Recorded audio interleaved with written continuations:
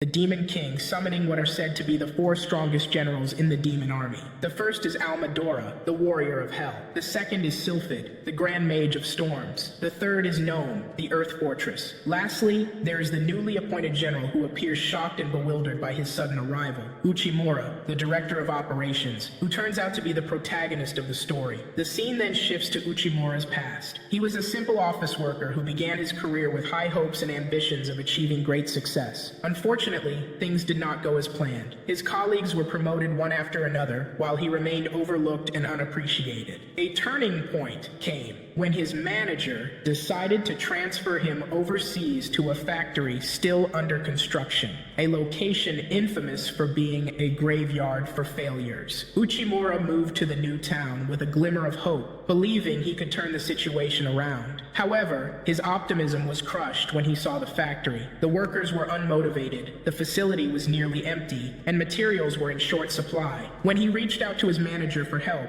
he was met with anger and accusations of wasting company resources. Despite this, Uchimura refused to give up. Determined to succeed, he poured all his efforts into revitalizing the factory. He did everything himself, from organizing to cleaning and more. Over time, his hard work paid off. The workers began to respect and support him, and the factory started to thrive. Just as things were finally improving, an unexpected blow came. His manager decided to transfer him to another factory in a different country. Devastated, Uchimura questioned the purpose of his efforts. One day, as he stood in the street, lost in thought, a motorcycle suddenly hit him from behind. In that moment, he found himself transported to the realm of the Demon King, believing at first that he had landed in hell. The Demon King welcomed Uchimura warmly, calling him by name. Uchimura, shocked, asked how the Demon King knew his name. The Demon King responded confidently, saying, "Of course I know you. I summoned you here." He went on to explain Uchimura's unique traits and praised his past accomplishments. Uchimura was stunned that the Demon King knew his entire work history, but felt a sense of joy at the recognition and compliments. The Demon King then revealed his intent. "After reviewing your professional history, I'm certain you are the perfect candidate to become the 4th general in my demon army." Uchimura, feeling conflicted, replied that joining the Demon King's army sounded like a descent into the depths of the underworld. However, the Demon King interrupted, assuring him, "I'll provide you with all the benefits and perks you could ask for. You'll have complete freedom to choose anyone you want to work under you, and your salary will match that of top executives in your world." Uchimura was taken aback by the offer, struggling to process what he was hearing. The Demon King added, "If you're not satisfied, I'll send you back to your world." Relieved by the Demon King's respect for his autonomy, Uchimura began to reconsider. He recalled how his managers had dismissed him as worthless and doubted whether someone like him could fit into such an important role. The Demon King, noticing his hesitation, reassured him, "Don't listen to the words of those fools. They never appreciated your efforts or recognized your capabilities. I, however, have seen your true work and know your value. I can unlock your full potential." He added firmly, "Neither you nor your former managers truly understand your worth. The only one who does is me, and I'm telling you, I need you. Choose now, Uchimura. Will you rise to the top with me or remain at the bottom?" The other generals, however, protested. They voiced their disbelief that a weak human like Uchimura could ever become a general in the demon army.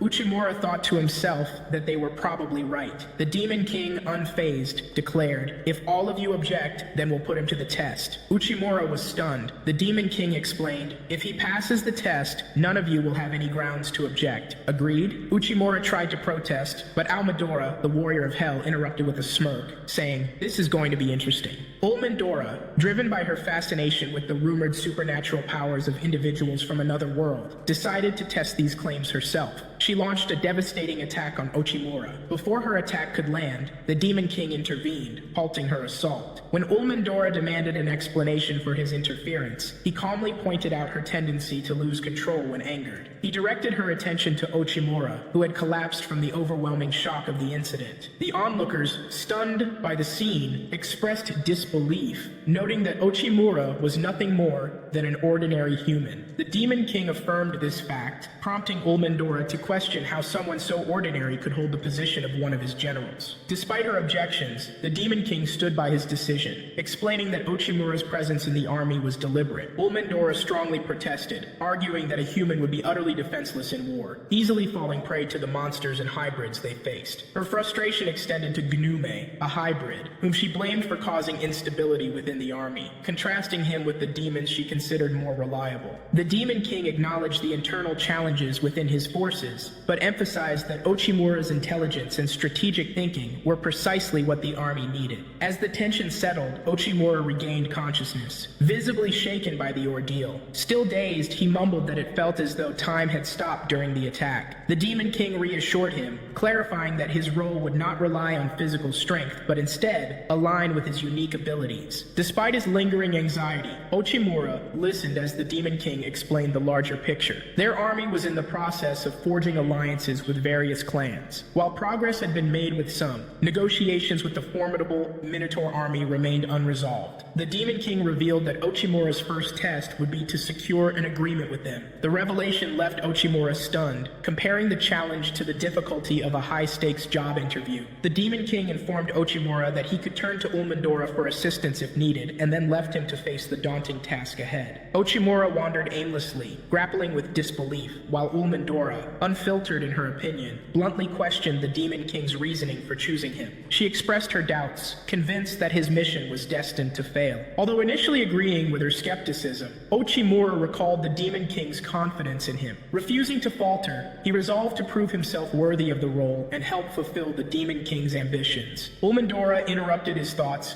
and announced their arrival at their destination. Before them stood an enormous door, which she identified as the entrance to the Minotaur leader's chamber. Uchimura was taken aback by the sheer size of the door, but Ulmendora assured him that the significance would become clear once he met the leader. She issued a stern warning about the Minotaur's notorious aggression, then flashed him a mischievous grin, sarcastically advising him not to die. As she began to open the door, Uchimura steeled himself, reminding himself of the importance of succeeding for the Demon King's cause. As the door creaked open, Uchimura was overwhelmed by fear at the sight of the towering Minotaur leader. The leader's imposing figure made Uchimura doubt whether peaceful negotiation was even possible. Sensing his hesitation, Ulmendora offered to help, sharing some tips on negotiation. Uchimura felt a brief sense of relief, but it quickly evaporated as her abrasive approach immediately angered the Minotaur leader. Observing the chaos, Uchimura silently concluded that Ulmendora was ill-suited for diplomacy. After leaving the chamber, Ulmendora explained that the negotiations had initially been going well, but had collapsed when the leader outright rejected the proposed conditions. She admitted to multiple failed attempts to negotiate in the past, and in her frustration, blamed the Minotaur leader for being unreasonable. Turning to Uchimura, she declared it was now his turn to handle the negotiations and left him speechless, unsure of how to proceed. Standing alone, Uchimura questioned how he could possibly persuade such an intimidating creature. In his uncertainty, a memory surfaced of difficult negotiations he had faced in his previous life. During challenging times, he would retreat to a quiet tavern to clear his mind and find clarity. Recalling how he had always managed to overcome obstacles, he steadied himself, drawing upon his past experiences, and resolved to succeed in the negotiations no matter what lay ahead. The focus shifted to the Demon King, where Ulmendora provided an update on Uchimura's situation. The Demon King, maintaining his composure, expressed confidence in waiting to see how Uchimura's negotiations would unfold. Later, Ulmendora stumbled upon Uchimura,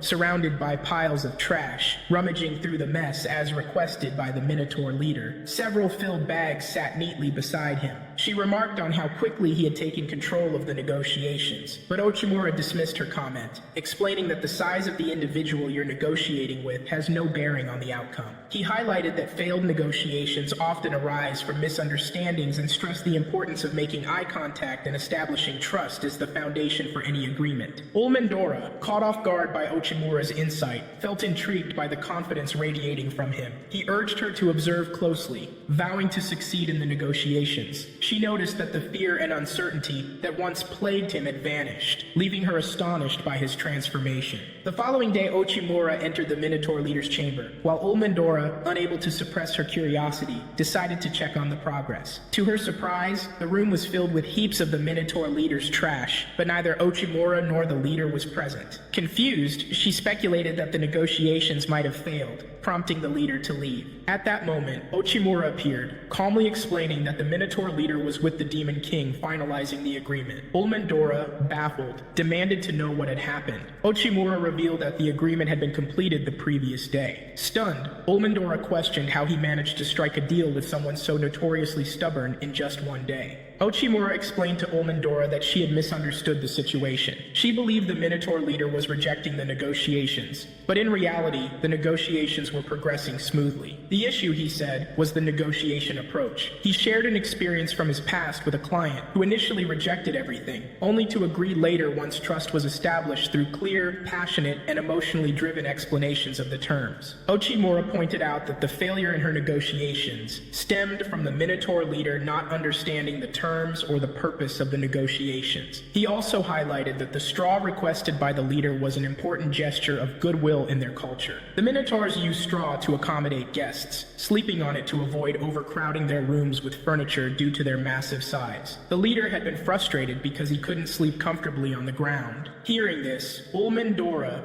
felt a pang of regret, realizing that the failure had been due to her inability to understand the Minotaur leader. However, the Minotaur leader interrupted, admitting that the fault was mutual. He hadn't understood her negotiation style either, and apologized to her. They shook hands, reconciling their differences. The Minotaur leader then expressed gratitude to Uchimura, thanking him for making the agreement possible. Uchimura replied politely, saying he looked forward to working together. As the Minotaur leader departed, Ulmendora remarked in amazement that all the negotiation failures had been due to misunderstandings. At that moment, the Demon King appeared and praised Uchimura's unique talent for identifying unnoticed problems and resolving them effectively. The Demon King then formally welcomed Uchimura as a general in his army, declaring that no one could doubt his abilities after the success of this test. He turned to Ulmendora, who, though reluctant, finally agreed with the decision. The Demon King then asked Uchimura to extend his hand. He presented him with an emblem symbolizing his status as one of the 4 generals. After putting it on, Uchimura was instructed by the Demon King to always act decisively and do what he believed was right without hesitation. Uchimura felt a deep sense of pride and pledged to fulfill his role with dedication. Ulmendora, in her usual sharp tone,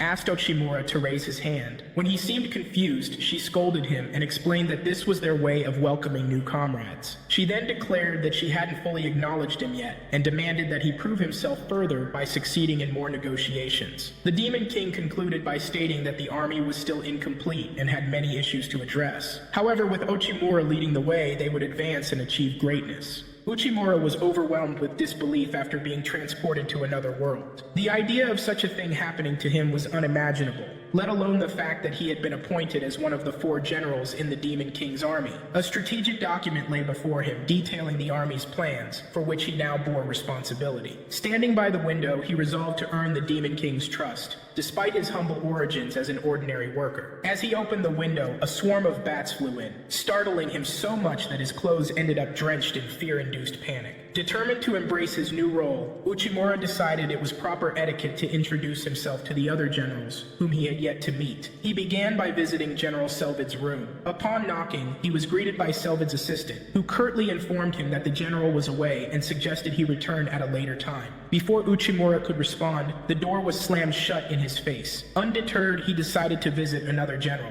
but his plans were interrupted when Ulmendora appeared and informed him that the Demon King had summoned him. Confused but compliant, Uchimura followed Ulmendora to the Demon King's chambers, where his next mission was revealed. The Demon King tasked him with negotiating an alliance with the Ghoul clan. He explained that while the Ghoul army was as formidable as their own, the 2 sides had maintained a tense relationship, frequently resorting to spying on one another. Forming alliances, the Demon King emphasized, was crucial for dominance, as the ghouls could become valuable allies but equally dangerous foes. Despite the clan's history of rejecting such agreements, the Demon King expressed unwavering confidence in Uchimura's abilities, encouraging him to prove his worth by succeeding in this formidable task. Ulmendora assured Uchimura of her willingness to assist, but their collaboration began with tension. As they prepared to set out, Uchimura suggested visiting General Gnome, who commanded an army of humanoid creatures. He believed Gnome could provide valuable insights about the Ghoul clan, given their shared humanoid traits. However, Ulmendora grew frustrated, declaring that she couldn't join him because she needed to prepare the carriage for another task. Uchimura proposed dividing responsibilities to save time,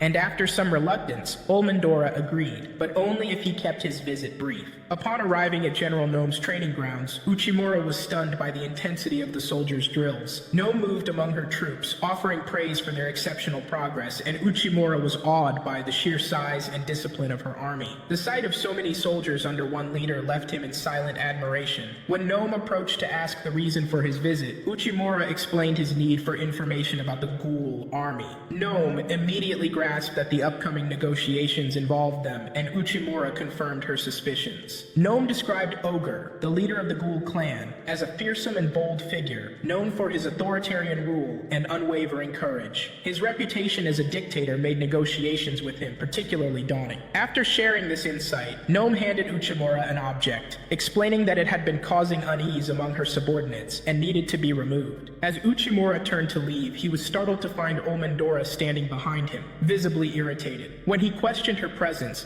she explained that her preparations were finished and she came to check on his delay. Gnome, unimpressed by Olmendora's arrival, dismissively referred to her as that thing and ordered her to leave. Furious, Olmendora attempted to retort, but Gnome simply covered her ears, refusing to listen. Uchimura stood uncomfortably between the two as their clash escalated. Uchimura and Olmendora eventually arrived at the fortress of the Ghoul clan's leader. Their patience was tested as they waited at the gate, with Olmendora growing visibly irritated. The guards informed them that no one could enter without the leader's explicit permission. Uchimura reflected on similar experiences from his previous life and reassured Olmendora that such delays were a common negotiation tactic to unsettle opponents. Despite his calm explanation, Olmendora felt deeply disrespected and struggled to contain her frustration. After a long wait, the Ghoul leader's assistant finally appeared, apologizing for the delay and announcing that the leader was ready to meet them. As they entered the fortress, Uchimura was struck by its grandeur, while Olmendora advised him to remain composed and cautious, reminding him of the Ghoul's formidable strength. They proceeded to the leader's chamber, where Olmendora attempted to speak, but the Ghoul leader interrupted her. In a commanding tone, he dismissed her, declaring that women were forbidden to speak without permission in his presence. He vowed that such behavior would never be tolerated as long as he lived. For the first time, Uchimura witnessed Olmendora suppress her anger, though her fury was palpable. Turning his attention to Uchimura, the Ghoul leader immediately addressed the purpose of their visit, stating bluntly that he knew they were seeking an alliance. Both Uchimura and Olmendora were shocked by his directness. However, the leader then laid out a startling condition for the alliance. They must deliver the head of their own demon king. Olmendora could no longer contain her outrage and was on the verge of an outburst, but Uchimura intervened, calming her. Facing the Ghoul leader, Uchimura responded coolly, "All right, let us think about it. Thank you for your time." He then led Olmendora out of the chamber. Outside, Olmendora's fury erupted as she ranted about the leader's outrageous demand.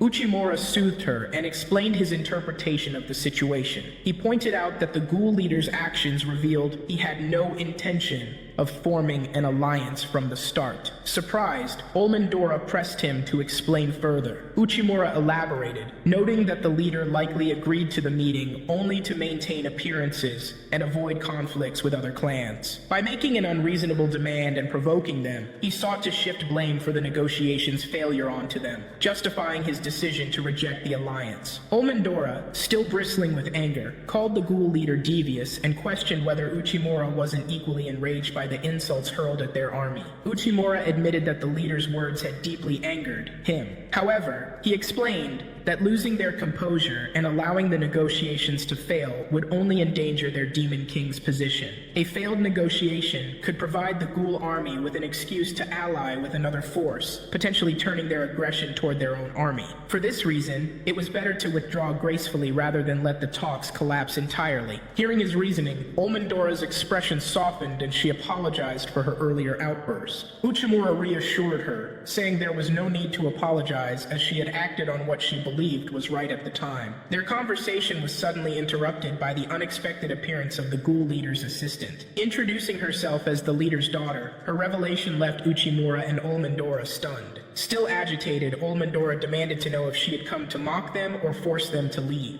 However, both were taken aback when the leader's daughter made an astonishing request. She pleaded with them to overthrow her father and remove him from his throne. They proceeded to the clan's dining hall, which appeared eerily empty. Olulu, the leader's daughter, explained that their clan once had strong trade and food-sharing relations with other clans. However, in recent times, individuals were struggling even to secure their meals due to a financial crisis. Uchimura remarked that the situation was evident. Surprised, Olmendora asked if he already knew. Uchimura explained that he had noticed it upon entering the castle. The emptiness of the halls and the guards' worn equipment were clear indicators. He related it to his past life, where major corporations facing financial difficulties often struggled to recover. He then asked Olulu if this was the case with their clan. She confirmed it. Olulu continued, stating that the only viable solution to restore their clan's stability was to merge with the Demon King's clan. However, her father stubbornly refused. Moreover, her father was ill, and they had restricted access to information about his condition. Even their earlier delay at the gate was due to his illness. Despite pretending to be strong, he was in a dire state, and his death would plunge the Ghoul clan into chaos. Uchimura acknowledged her concerns, but admonished her for her impulsiveness. He told her that no member of a clan should openly discuss such sensitive matters about their group, as she had just done. He emphasized that silence is often the best course of action in such times. Olulu was taken aback by his words and expressed her gratitude for pointing out her mistakes. Olmendora, however, was visibly upset by the situation. Olulu explained that she had spoken to Uchimura because she had the ability to sense people's intentions and hearts. She believed he was a good person. She then shocked both of them by asking Uchimura to marry her and become the clan's leader. Uchimura was left speechless, while Olmendora was visibly furious. Olulu continued, explaining that someone like him was capable of saving their clan, and there was no better way to resolve the crisis than for him to marry her and assume leadership. Olmendora, trying to contain her anger, interjected and told Olulu that they needed time to think about it. Later, Uchimura sat deep in thought, reflecting on how difficult his new mission in this world had become. The Ghoul leader refused to negotiate, and his daughter was far too reckless. Later, Uchimura and Olmendora were seen at a tavern, where Olmendora was engaged in a heated debate with the tavern owner over whether a gorilla or a lion was stronger. Inspired by their conversation, Uchimura suddenly had an idea and declared that he had found the solution.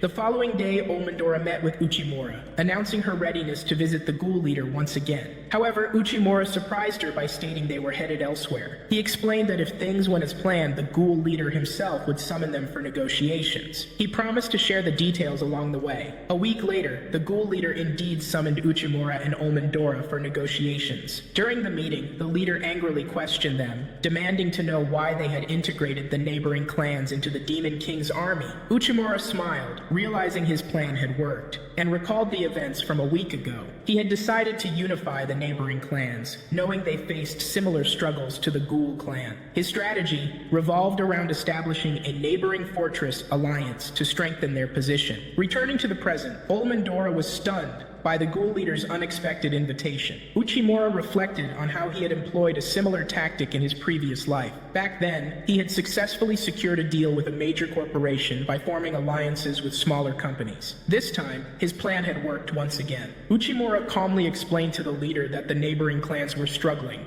so he had decided to assist them. The Ghoul leader, however, angrily retorted that those clans were under his authority and that Uchimura's actions were unacceptable. Uchimura smirked, knowing this reaction was precisely what he had intended. His plan was to provoke the leader, as losing composure was the first step to losing negotiations. Uchimura then stated that their actions were already done in alliance with the Ghoul clan itself. The leader, confused and furious, denied having made any such agreement. At that moment, Olulu, the leader's daughter, entered the room. Uchimura revealed that Olulu had facilitated their efforts to ensure smooth negotiations with the other clans. Shocked, the Ghoul leader wondered why his daughter would do such a thing. Olulu stepped forward, declaring that their priority should be the well-being and support of humanoid beings, and the only way to achieve this was by cooperating with the Demon King's army. The Ghoul leader attempted to argue, but Olulu gave him no chance, insisting that times had changed. With tears streaming down her face, she expressed her deep respect for her father, reminding him of his strength in the past. Before emotions could escalate further, Uchimura interrupted, conducted, proposing a balanced alliance where the leaders would share equal benefits. Reluctantly, the ghoul leader agreed to consider the proposal, stating he would give his final decision soon. Uchimura thanked him and left with Olmendora, while Olulu also expressed her gratitude to her father for his cooperation. As they departed, the leader silently reflected, acknowledging how much his daughter had grown, and how times were indeed changing. A few days later, Olmendora informed Uchimura that the ghoul leader had agreed to the alliance. However, Uchimura was swamped with files regarding the army's soldiers. He explained that the Demon King had tasked him with selecting a subordinate from the soldiers, but the decision was proving extremely difficult. Olmendora suggested he trust his instincts, but Uchimura hesitated, admitting he had wished she could be his partner, as he trusted her deeply after knowing her for so long. Embarrassed, Olmendora blushed. Their conversation was interrupted by a knock at the door. Uchimura opened it to find Olulu standing there. She announced that she was now representing the Ghoul clan and thanked him for helping her father acknowledge her capabilities. She shared that thanks to him, her father had entrusted her with significant responsibilities for the clan, marking a turning point for the better. She expressed her willingness to do anything to repay him. Uchimura smiled and asked if she would become his partner. Olulu immediately agreed, much to Olmendora's visible frustration and jealousy. As Uchimura welcomed Olulu, he tried to speak to Olmendora, but she refused, declaring that she would now see him as a rival. Uchimura brushed it off, reflecting on the significant progress they had made. Despite their successes, he reminded himself that with great gains came even greater risks. He resolved to stay vigilant and ready to serve and support the Demon King whenever needed. Olulu entered the office where Uchimura was and informed him that she had completed the special task he assigned her. Uchimura expressed his delight, mentioning that not many could accomplish such a feat effortlessly. Olulu then informed him that he would soon receive an award for his exceptional performance as a negotiator, and that a ceremony would be scheduled to present the award. She added that she would share more details after having lunch, then left the office. Uchimura, surprised, muttered to himself that he had never received an award for his hard work before. His mind wandered, imagining what kind of gift it could be. Shortly after, Olmander entered the office carrying a meal for him. Uchimura thanked her and asked about the food. Upon inspecting it, he noticed it was a light dish. As he started eating, Olmander explained that it was light because they soaked it in water for a long time to reduce its heaviness. Uchimura remarked that Olulu had taught him much about life in this world, including their reliance on this dish for sustenance. However, he admitted that he craved meat occasionally. Hearing this, Olmander suggested they go hunting to address his craving. Annoyed, Uchimura asked if they would really have to get the meat themselves. Reluctantly, Uchimura and Olmander headed to the forest. While there, Olmander warned him about a large beast that had recently killed 5 goblins. She explained that they would need to rely on the goblins to deal with the beast, but they must assist them as well. She also emphasized that in this harsh world, the weak are preyed upon. This warning left Uchimura deeply unsettled. He began reflecting on how strange this world was, with its food, scarcity, and weak warriors. As they ventured further, Olmander came across a patch of mushroom herbs. Curious, Uchimura asked if these herbs were edible. Olmander assured him they were delicious, but noted that many goblin warriors had been killed in this very spot by a giant boar that fed specifically on these herbs. Before they could react, the enormous boar appeared behind them, terrifying Uchimura with its imposing appearance. Uchimura quickly hid behind a tree while Olmander, unfazed, told him to stay back as she prepared to confront the beast. She launched a swift attack, soaring into the air and delivering a powerful kick that knocked the beast to the ground, leaving it momentarily stunned. Uchimura, observing from his hiding spot, was in awe of her strength, but noted to himself that she lacked certain techniques to finish the beast completely. The beast stood up once again, hurling stones with its tusks toward Olmander and Uchimura, who remained hidden behind a tree. Olmander skillfully dodged all the stones and launched another attack, delivering a series of punches that further weakened the beast. Uchimura, watching in amazement, marveled at her strength, but commented inwardly that humans were inherently weaker and relied on advanced weaponry instead of raw power. He suggested that Olmander should use one of these weapons to enhance her abilities. Olmander responded that she had avoided using her hidden strength, but now had no choice because the beast left her with none. Unleashing her true power, she challenged the beast to come at her with all its might. She then grabbed the beast by its tusks, lifted it effortlessly, and delivered the fatal blow. With the beast defeated, she turned to Uchimura and casually suggested they eat. Uchimura, still in shock from what he had witnessed, thought to himself that he could never imagine eating after such an ordeal. A group of goblins approached, expressing their gratitude to Olmander for slaying the beast. She acknowledged their thanks and proposed that everyone share the meat. One of the goblins handed Olmander the meat to prepare. Curious, Uchimura asked if she knew how to cook. Olmander confidently replied that, as one of the elite, cooking was among her skills. Uchimura began to envision a beautifully prepared meat dish, only to be shocked as Olmander simply engulfed the meat in flames. Bewildered, he asked what she was doing. Olmander explained that she was preparing roasted meat for them and urged Uchimura to try it. Hesitant, he took a bite but immediately regretted it. The meat tasted awful, and he felt as though it was toxic, unable to swallow it. Olmander, noticing his reaction, remarked that the dish must have turned out terrible. Uchimura retorted that the awful preparation was entirely her doing. Laughing, Olmander teased him, saying he was overly critical when it came to food. Uchimura, feeling dejected, reflected on the numerous challenges he would face living in a different world. Glancing to his right, he noticed a large oven and curiously asked if it was being used. Olmander explained that it required a significant amount of salt, which was scarce in their region. Uchimura suggested using only small quantities of salt and prepared a meal using the oven. The result was a delicious and appetizing dish that delighted everyone. Grateful for the meal, they asked Uchimura to share his preparation method. Olmander, however, cautioned him that talking about food preparation might lower his standing. Uchimura dismissed the concern, explaining that sharing knowledge about cuisine could help others remember and recreate the dish. He emphasized that understanding local food traditions was an essential way to learn about a country's culture,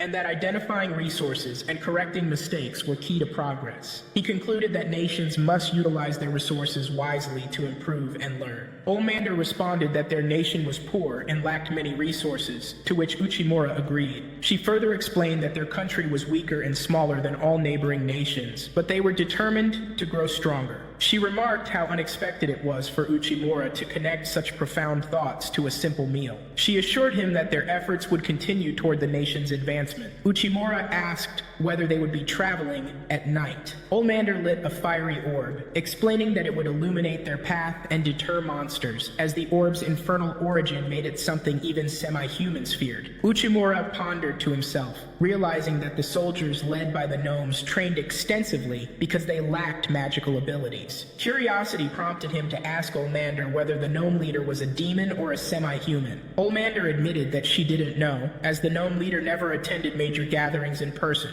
always participating remotely. Cutting the conversation short, Olmander told him to stop talking and prepare to leave. Without waiting for a response, she turned and walked away. Uchimura ran after Olmander, calling out to her. He remarked that she never seemed to use her full strength in battles and held back her magic, as she had done earlier with the boar. He pointed out that when she finally revealed her power, it took too long to intimidate the enemy. Offering advice, he suggested that she always carry a specific weapon, wear heavier clothing to keep warm, and consider using alternatives, like the oven, instead of burning meat outright. Annoyed, Olmander extinguished her fiery orb and expressed her frustration. She told Uchimura to return to the goblins and head back with them, declaring she would continue alone. She also accused him of viewing her from a human perspective, which clashed with their ways. Feeling deceived by his attitude, she left him behind. Uchimura realized he had upset her and decided to apologize, reasoning that he should stay close to her to avoid being attacked by any lurking monsters. He began running after her once more.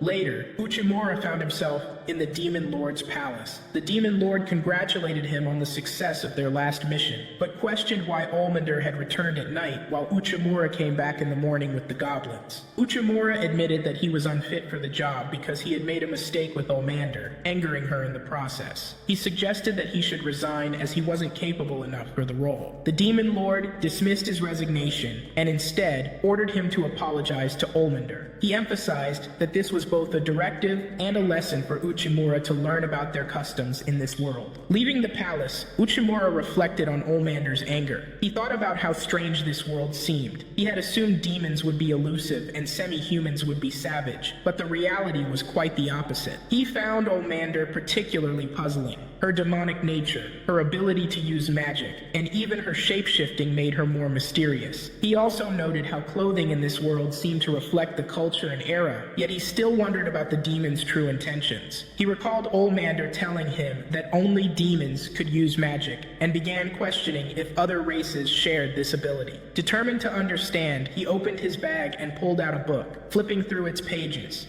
He discovered that demons could use magic due to their physical strength, which allowed them to cast spells. The stronger a demon became, the greater its magical power grew, which explained why demons often revealed their bodies. He recalled why Olmander had been upset when he questioned her clothing and said to himself, "Thank you, Demon King, for helping me understand the truth about this world." Yet he felt helpless in reconciling with Olmander. Meanwhile, Olulu was chopping wood when Olmander appeared beside her, radiating anger. She vented her frustrations, expressing that she believed Uchimura hated her and didn't know what to do. Then, she broke into tears, crying in Olulu's arms and lamenting that Uchimura hadn't complimented her body. The two went inside and sat in a room. Olulu told Olmander that Uchimura probably didn't hate her, but his behavior and way of life were entirely different from theirs. She had noticed this while working with him. Olulu explained that revealing the body might not be something Uchimura appreciated. Surprised, Olmander questioned whether everything she had done was wrong in his eyes. Olulu reassured her that it wasn't just wrong, but had also backfired. Saddened, Olmander began hitting her head against the floor in frustration, prompting Olulu to stop her, warning that she might damage the floor. With tears in her eyes, Olmander begged Olulu for help, admitting she didn't know what to do. Olulu shared her own experience, recounting how, when she first worked with Uchimura, he had told her to act freely, not worry about making mistakes, and to ask him for help if she needed it. She believed this was simply Uchimura's nature, so she reassured Olmander that they would find a solution. Elsewhere, Uchimura was enjoying his lunch at a tavern. He was particularly impressed by a salad dish. The tavern owner smiled at him, explaining it was homemade. This sparked a thought in Uchimura, and he quickly rushed back to the castle to look for Olmander. On the other hand, Olmander was also searching for him. When they finally found each other, they both hesitated, trying to speak at the same time, which left them both embarrassed. They eventually began explaining their sides of the misunderstanding. Uchimura admitted that he didn't know much about her, which made it difficult for him to understand how to act around her. He added that he had researched the topic, surprising Olmander. She was overjoyed to learn that Uchimura had taken the time to investigate demons and apologized for imposing her ways on him. Uchimura confessed that he had indeed felt a sense of danger from her, which left Olmander feeling disappointed once again. Uchimura said, "Now that we've recognized our mistakes and understood each other, I believe we can be partners moving forward." Olmander's face turned red with embarrassment, mistakenly thinking Uchimura was confessing his feelings. However, in his mind, Uchimura was merely considering how they could work together without issues. Later, the Demon King summoned Uchimura and praised him. "Your negotiations and agreements with other tribes, as well as unifying them with us, have significantly strengthened the demon army. As a reward, the Demon King presented him with the Medal of Distinguished Service. You've achieved remarkable success in a short time. This stone is a testament to your accomplishments." Uchimura accepted the stone with gratitude. "It is an honor to receive this stone from your majesty, but I couldn't have done it alone." He then glanced at Olmander, walked over to her, and said, "This stone belongs to both of us." This made Olmander blush even more. Uchimura held the stone out to her and asked, "Will you accept this stone from me?" In response, Olmander called him foolish, which left Uchimura stunned. She added, "How could I accept this in front of all these people?" Before he could react further, Olulu chimed in, explaining that offering a magical stone to someone in this world was considered a proposal of marriage. Uchimura, completely clueless about the cultural significance,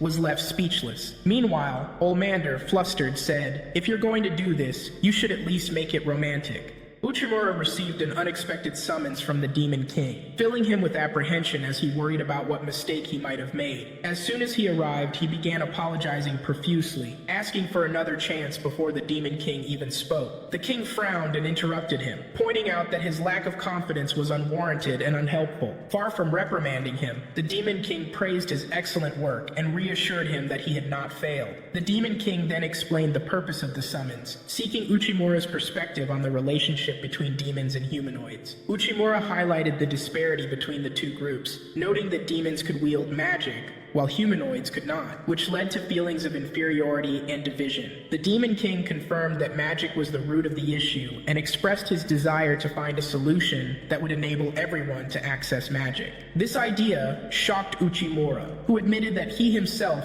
lacked magical abilities and doubted his capacity to tackle such a task. The Demon King assured him that magical stones would be key to resolving the issue and handed him one as a starting point, entrusting Uchimura with figuring out how to use it effectively. effectively. The king also assigned him a helper, Sylvette, the Storm Queen. Hearing this, Uchimura froze. He recalled Sylvette's reputation as a demanding and unyielding individual, making him uneasy about the prospect of working with her. As he left the Demon King's chamber, Uchimura noticed Olmander watching him from a distance. Seeing him entrusted with such a significant mission, she concluded that Uchimura was highly capable. Her gaze lingered on the magical stone he carried, and she misinterpreted it as a symbol of his intent to commit to something long-term, possibly even to her. Unbeknownst to her, the stone had nothing to do with such intentions. Uchimura examined the magical stone given to him by the Demon King, pondering how it could serve as an external magic source usable by everyone. As he sat in thought, Olulu arrived with a warm drink,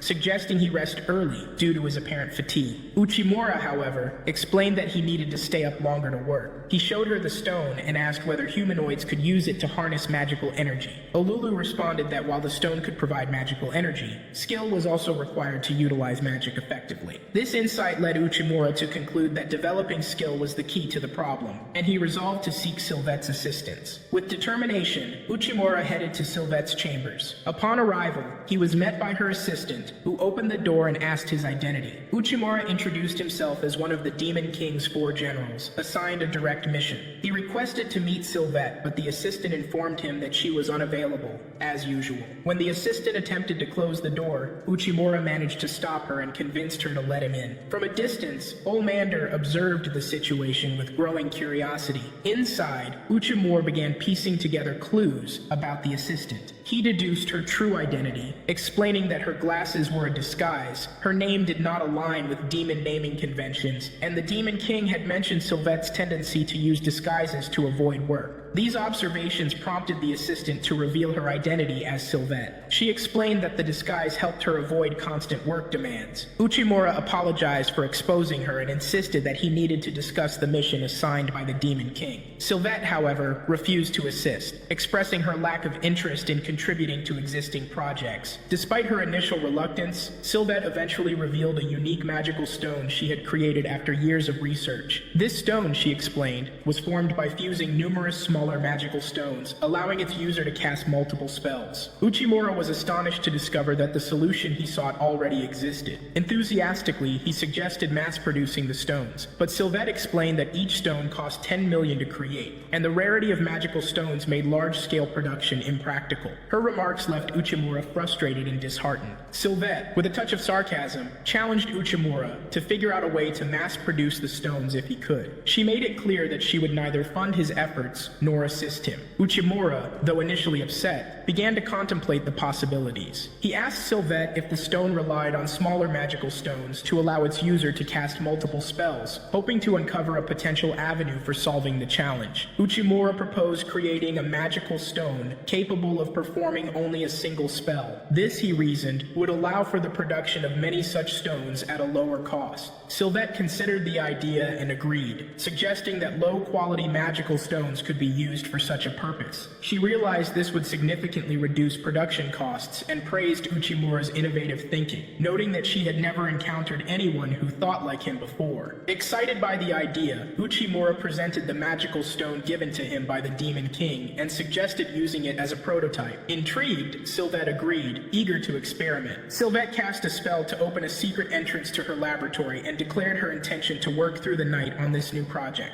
She dragged Uchimura along, enlisting his help. Meanwhile, Olmander, curious about their activities, stood outside the room. Growing impatient, she tried to enter but found herself unable to do so. By the next morning, both Sylvette and Uchimura appeared visibly exhausted, having worked tirelessly through the night. Sylvette proudly announced that she had succeeded in turning the concept into reality in just one night, marveling at her own brilliance. She gazed at the newly crafted single-use magical stone, impressed by how much it had reduced costs and allowed for the potential production of many stones. Deciding to test the stone, she turned to Uchimura, naming him the test subject. Though weary, Uchimura reluctantly agreed, asking for a brief rest first. Sylvette granted him an hour. As Uchimura stepped out to eat and recover, Olmander burst through the door aggressively, causing him to stumble to the ground. ground. Demanding an explanation for his late-night activities, she interrogated him. Sylvette interrupted the commotion, telling Olmander to take her noise elsewhere. Before further argument could ensue, an assistant arrived, informing them of an emergency. Ferocious birds were attacking the cities, and the Demon King had ordered their extermination. The assistant dragged Olmander away, assigning her to assist in multiple locations, despite her reluctance. Sylvette saw this crisis as a perfect opportunity to test the new magical stone.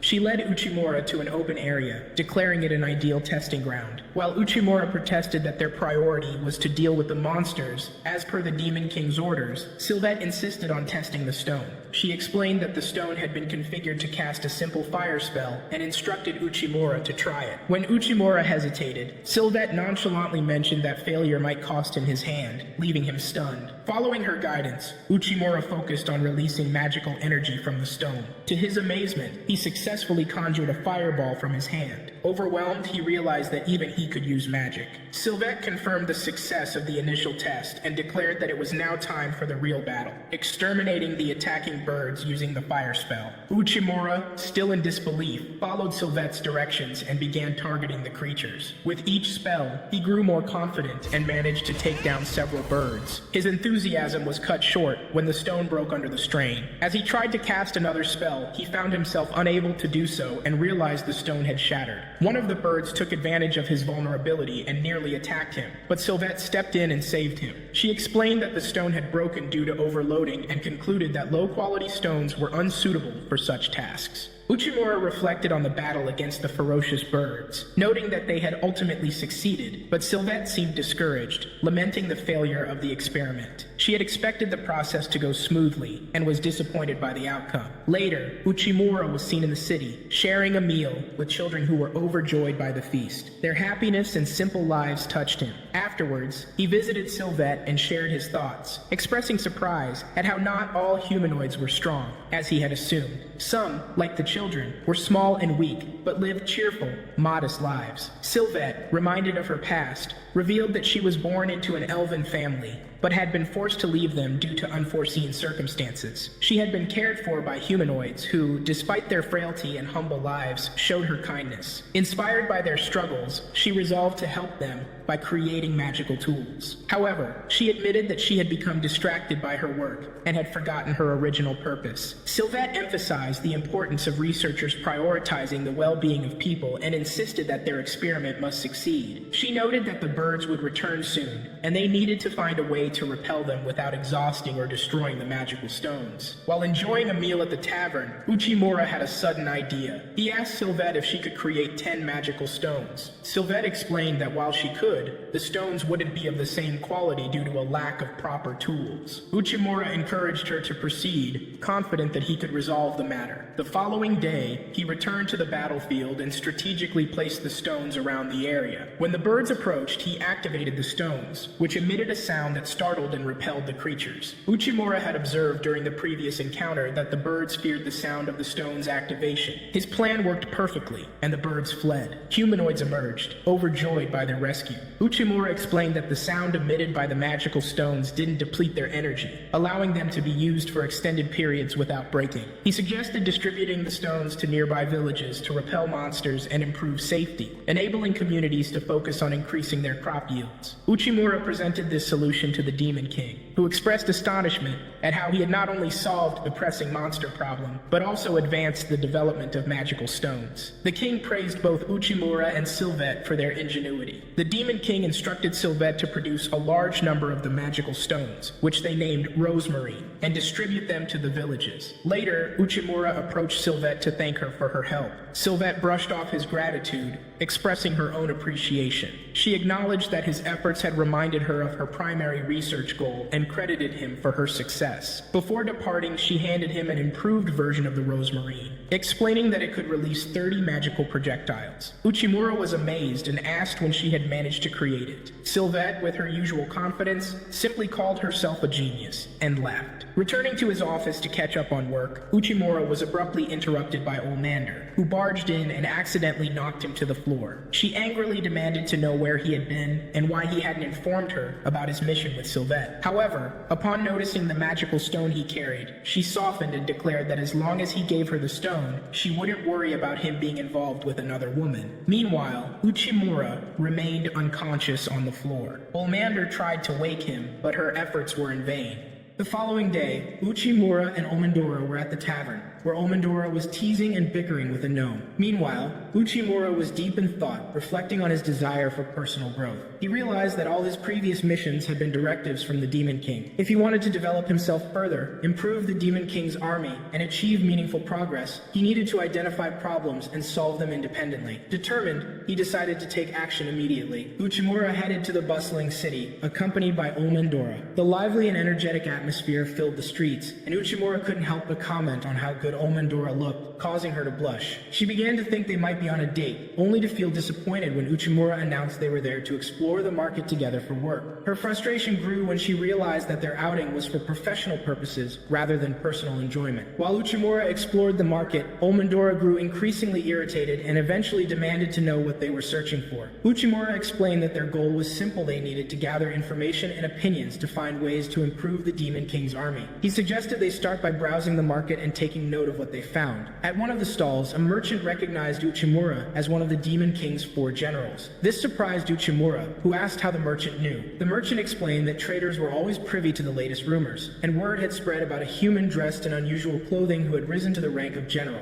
Uchimura thought to himself that merchants, as expected, were always keen on collecting and sharing rumors to further their business interests. The merchant offered to show them some of his best goods, including finely crafted golden items. Among them, he displayed a pair of ornate cups, suggesting they were perfect for a wedding. Hearing this, Omendora became flustered, especially when Uchimura unexpectedly announced that he would buy the cups. She was even more shocked when he followed through with the purchase. Uchimura, however, clarified that he had a condition: wanted information from the merchant in exchange. The merchant agreed, providing Uchimura with the details he needed, and handed over the cups. As they left the stall, Omendora's mood soured further, disappointed that their outing remained work-focused despite the initial confusion. Uchimura, meanwhile, continued to study the market, observing its dynamics and interactions. After collecting sufficient information, he sat down to analyze it. Uchimura noted that the collaboration among the different tribes had significantly contributed to the market's prosperity. Omendora, despite her earlier frustration, agreed with his assessment. Omendora observed that the new merchants had attracted more customers by offering unique goods. Uchimura acknowledged this but pointed out a growing issue. The food supply would not meet the increasing population's demands, leading to rising prices for certain food items. Omendora agreed and shared her own experience of confronting a merchant who had raised prices. When she ordered him to lower them, the merchant explained that he could not because he was barely breaking even, and lowering prices would force him to shut down his business. It became apparent he wasn't lying. Uchimura concluded that the problem lay in the pricing of food. When Omendora asked for clarification, Uchimura explained that wholesale traders acted as middlemen, buying from farmers and distributing to retailers. There seemed to be an issue with how they were pricing goods. Omendora suggested confronting these traders and teaching them a lesson, but Uchimura cautioned her, explaining that they weren't yet certain of the root cause. He added that there was a guild specifically for these traders, and causing trouble with them could destabilize the entire region. He emphasized the need to approach the situation carefully and study it further. Shifting topics, Uchimura remarked that the psychological barrier between humanoids and demons also remained unresolved, but he was confident they could address each issue step by step. He then suggested that they were done with their research for the day, and offered Omendora the chance to do something she wanted. Omendora, secretly excited, thought to herself that this might finally be a proper outing. However, her hopes were dashed when Gnome interrupted them, much to Uchimura's delight and Omendora's annoyance. Uchimura asked Gnome if she had come to the market for shopping, but Gnome revealed that she was there for an important tradition of her race called Roaya. Curious, Uchimura asked what it meant. Gnome explained that it was a practice where they gave gifts to people they cared about. Uchimura assumed she was there to gather gifts for her race, but Gnome added with a smirk that she also gave gifts to those she wanted to kill, clearly referring to Omendora. Before the situation could escalate, an elderly humanoid couple approached them, pleading with Gnome for help. The group, surprised by the sudden request, followed the couple to their shop. Upon arrival, they discovered the couple ran a restaurant specializing in a dish called chimuzo. The wife explained that they had been running the restaurant for years, but in recent times, their sales had declined to the point where they weren't selling anything at all. The elderly couple, eager to revive their business, initially felt hopeful when a merchant placed a large order for their specialty dish, chimuzo. The couple worked tirelessly to prepare the order, excited about the opportunity to generate significant profit. profit. However, the following day, the merchant canceled the order upon realizing that Chimuzo had a shelf life of only 1 day. This unexpected turn of events devastated the couple, as they were left with an unsellable surplus of Chimuzo, forcing them to shut down their shop. In the midst of their despair, Gnome turned to Uchimura, asking if he could come up with a solution, given his reputation as a skilled negotiator and his knowledge of cooking. Uchimura acknowledged the difficulty of the situation, but expressed confidence that they could find a way by leveraging the information they had gathered from the market. After tasting a piece of Chimuzo, he declared with certainty that they could save the shop. The group's spirits lifted at his words, and Gnome entrusted him with the task before stepping aside to let him take the lead. Uchimura sat down with the elderly couple to strategize. He emphasized that the key to any successful plan was setting a clear goal. For their situation, the goal was to sell all 300 pieces of Chimuzo before the end of the day, as they would spoil otherwise. Everyone felt invigorated by the clarity of the objective. Uchimura noted that Chimuzo resembled mochi from his world, but had a softer texture. While this initially seemed like a weakness, he believed it could be turned into an advantage. The group was curious about his reasoning, and Uchimura explained that Chimuzo's lack of a strong, distinct flavor meant it could be combined with a variety of other foods, creating endless possibilities. The next step was deciding which type of food to pair it with. He then asked the elderly couple about their customer base. They explained that they had traditionally catered to older customers, but Chimuzo had lost popularity even among them. Younger people showed no interest in it at all, and even they themselves had grown tired of it over time. Hearing this, Uchimura realized that their target audience had to change. Recognizing the urgency of the situation, Uchimura proposed dividing tasks to make the most of their limited time. Each person would take on a specific role to ensure the plan's success.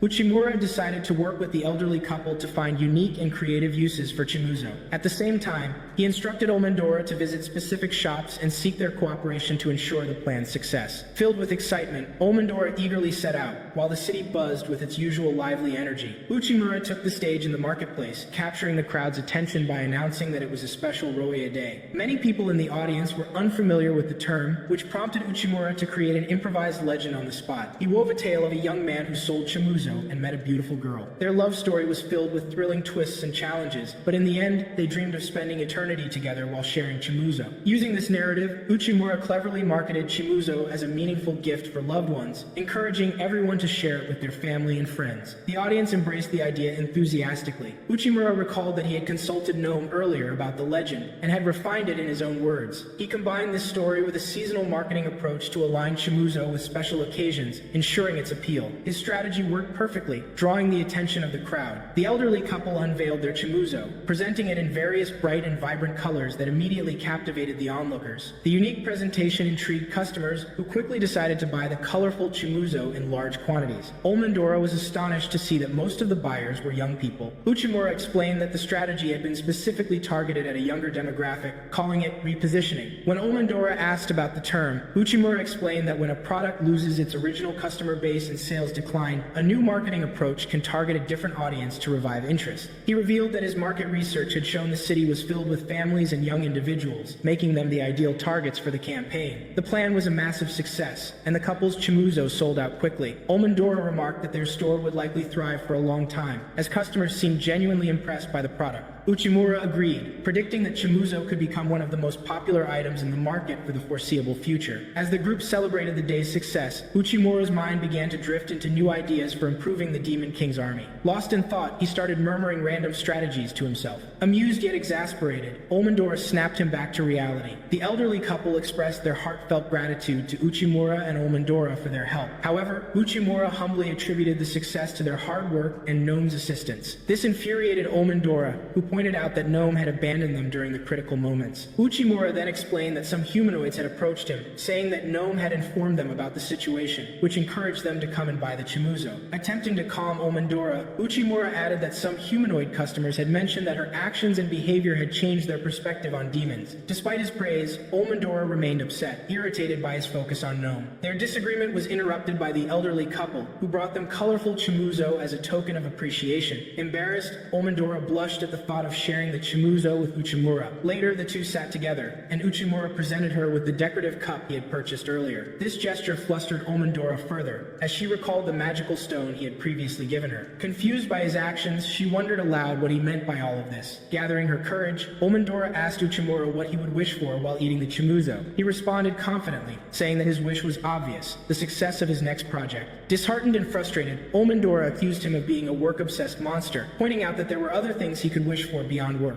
Later, Uchimura visited the Demon King to share the insights he had gained from studying the market. Among the discoveries, one piece of information stood out. Uchimura mentioned that a neighboring nation, the Golden State, was renowned for its vast wealth and gold trade. He proposed establishing trade relations with them, suggesting that such commerce could significantly strengthen their army and potentially provide solutions to their food shortages. However, Uchimura admitted uncertainty about what product their kingdom could offer to the Golden State. The Demon King revealed a surprising solution by presenting the Rosemarine stones. This stunned Uchimura, who expressed concern about trading a product that was closely guarded and unique to their kingdom. The Demon King reassured him, explaining that researchers and scientists like Sylvet were rare, and no one else would be able to replicate the product easily. Even if others managed to copy the design, the true strength lay in the skilled individuals and foundational knowledge of their kingdom, which couldn't be stolen. The Demon King emphasized his confidence in his talented generals, like Uchimura, who would continue to create even greater innovations in the future. Moved by the king's trust and encouragement, Uchimura became emotional, tears welling up as he pledged his dedication. However, the Demon King interrupted his moment, cautioning him to be wary of the Golden State's ruler, describing him as an extremely dangerous and cunning figure.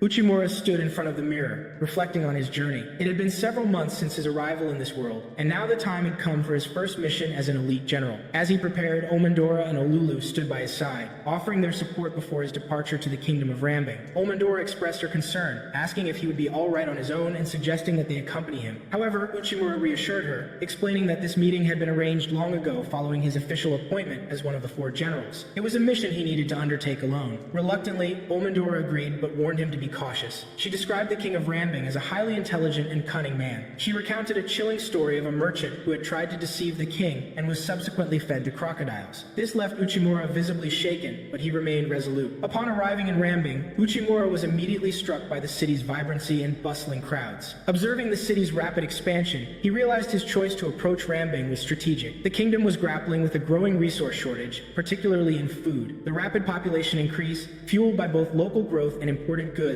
had strained their supplies beyond capacity. Uchimura understood that Rambing needed something valuable to trade for food, and gold, being a primary currency in this world, made the kingdom of Rambing the perfect candidate for an alliance. Uchimura knew that the success of this negotiation was critical. A failed alliance would spell disaster for the Demon King's army. As he entered the king's chamber, he felt a momentary relief, thinking the process had gone smoothly so far. His status as a general seemed to have opened doors, easing some of the diplomatic hurdles. However, when the king of Rambing entered and took his seat, the atmosphere shifted. Uchimura respectfully greeted him, expressing his honor at the meeting. But as he began to introduce himself, the king abruptly interrupted, reciting every detail about Uchimura's background. It was clear the king had thoroughly investigated him, leaving Uchimura stunned. The king leaned forward and, with a sharp tone, remarked that he was well aware of everything happening in the region. He then questioned why Uchimura had taken so long to visit and pay his respects since becoming a general. The veiled accusation sent a wave of fear through Uchimura, who quickly apologized, realizing the delicate position he was in. With the king now holding the upper hand, Uchimura recognized that the negotiations were not going to proceed as smoothly as he had hoped. The king's knowledge and assertiveness had shifted the balance of power. The king fixed Uchimura with a sharp glare and asked why he had come, stating that he doubted Uchimura's visit was merely to pay respects. Uchimura, trying to maintain his composure, responded that he had prepared an offer for the king. He then presented some of the finest silver products from his kingdom. However, the moment the king laid eyes on the silver, his expression darkened with fury. Without hesitation, he shattered all the items Uchimura had brought, sending shards flying across the room. Uchimura was petrified, internally berating himself for such a misstep. What was I thinking? I brought silver to the king of the Golden City. The king's voice boomed through the chamber as he demanded to know if Uchimura was mocking him. Desperate to salvage the situation, Uchimura profusely apologized and quickly presented the real item of value, the Rosemarine stone. The king, unimpressed, scrutinized the stone and remarked that it appeared to be of poor quality. Uchimura, seizing the moment, explained that the stone wasn't just an ordinary artifact. He informed the king that the Rosemarine had been developed by the Demon King's army and had the unique ability to repel monsters. The king raised an eyebrow in intrigue, prompting Uchimura to elaborate further. Uchimura pointed out that the stone could be particularly beneficial to Rambing in their mining operations. He had learned about a creature called the rock golem that frequently hindered excavation efforts. The Rosemarine stone, he assured, could repel such creatures, ensuring safe and efficient mining. This piqued the king's interest as he realized the potential for reducing labor costs and increasing productivity. With a renewed sense of of confidence, Uchimura stated that the rosemarine stone was the true reason for his visit. He suggested that if the king found it valuable, they could negotiate a deal for its sale. The king leaned back, considering the offer, and finally agreed, but on one condition. He needed proof that the stone actually worked. The king declared that Uchimura would have to demonstrate its effectiveness, staking his life on its success. Suddenly, the king summoned a massive crocodile-like beast to attack Uchimura. Frozen in terror, Uchimura fumbled to activate the rosemarine stone as the creature lunged at him. Just as the beast was about to strike, the stone emitted a powerful pulse, causing the crocodile to halt abruptly. It turned away from Uchimura and charged at the king instead. With swift precision, the king dispatched the creature, effortlessly ending its life.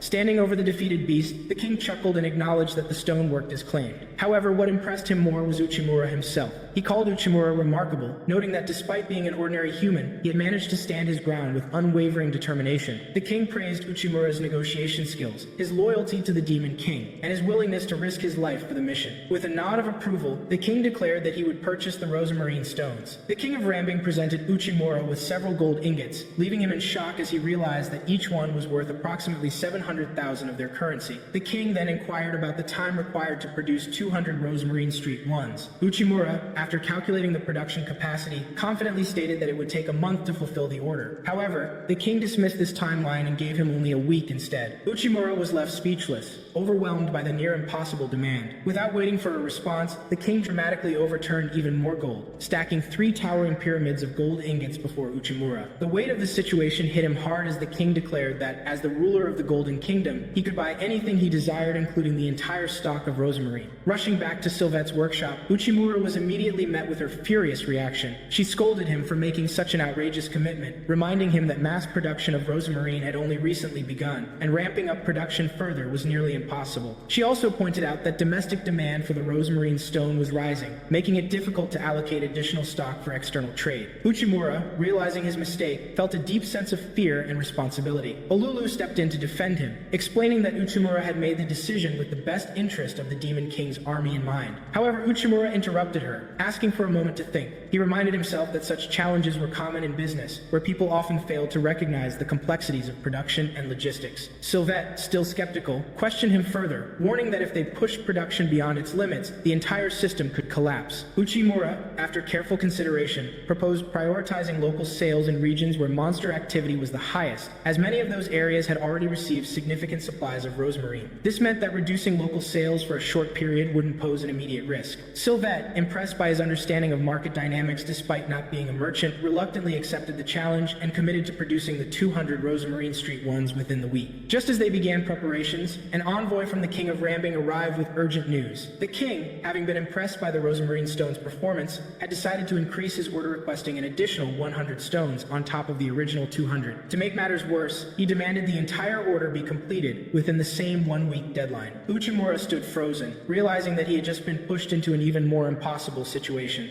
Uchimura sat at his desk, exhaustion evident on his face. Olulu approached with a warm drink, congratulating him on successfully delivering the order of 300 rosemarine street ones. Uchimura nodded, acknowledging the achievement, and remarked that his assumption about Rambing Kingdom's financial capability had been correct. Curious, Olulu asked him how much he had sold the stones for. When Uchimura revealed that he sold each stone for 50,000, Olulu was shocked, questioning how he managed such a high price. Uchimura began to explain, introducing her to the concept of anchoring effect. He detailed how people often make decisions based on the first piece of information they receive. Since the rosemarine stones hadn't been priced before, he exploited this by setting a high perceived value. To manipulate the situation further, he intentionally presented the king with silver tools first, knowing the king would find them unimpressive and reject them. When he then introduced the rosemarine stone, the king, already aware of the low value of the silver, perceived the stone as highly valuable. This strategic move allowed Uchimura to sell the stones at a premium price. Impressed, Olulu praised Uchimura for his cleverness. However, their celebration was short-lived. A messenger from Rambing arrived, requesting an additional 100 rosemarine street ones. Uchimura immediately sought out Sylvette and pleaded with her to increase production. Despite her frustration, Sylvette expanded the production lines, and they managed to fulfill the new order successfully. While reflecting on the situation, Uchimura realized that the rosemarine stones had effectively become a consumable product. As they were used and depleted, clients would inevitably return returned to purchase replacements, likely within a month.